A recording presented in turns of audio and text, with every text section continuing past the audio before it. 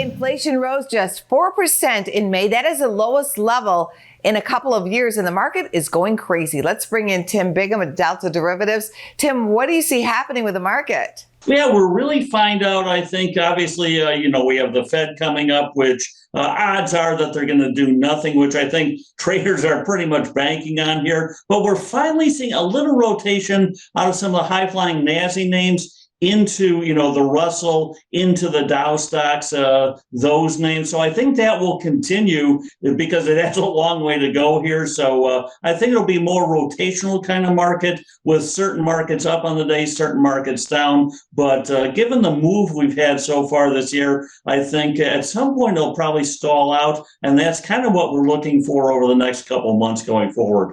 You were ahead of the curve on this one. You made the call on our show that there would be a shift of money into the small caps and the Russell is taking off. Explain how you as a trader saw that coming. Yeah, it just at some point it just probabilistically makes sense, right? When you saw the Russell basically unchanged on the year and the NASDAQ pushing towards up 30% on the year, that can't continue at that pace. So we're starting to see that convergence here with the NASDAQ starting to underperform a little bit. I think it has a ways to go here.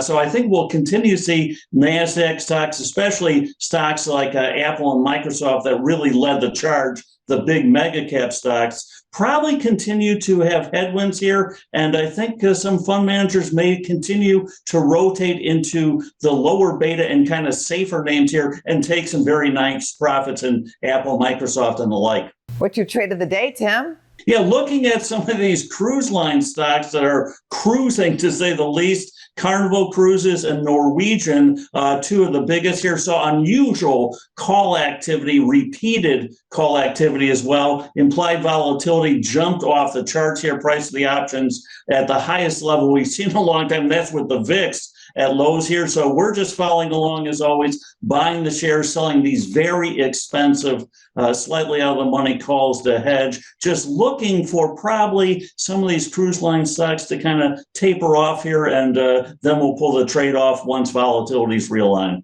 Cruising in general seems to be picking up. Thanks so much, Tim. You bet, anytime, Edge. Take care. Go to businessfirstam.com for where to see our show on TV.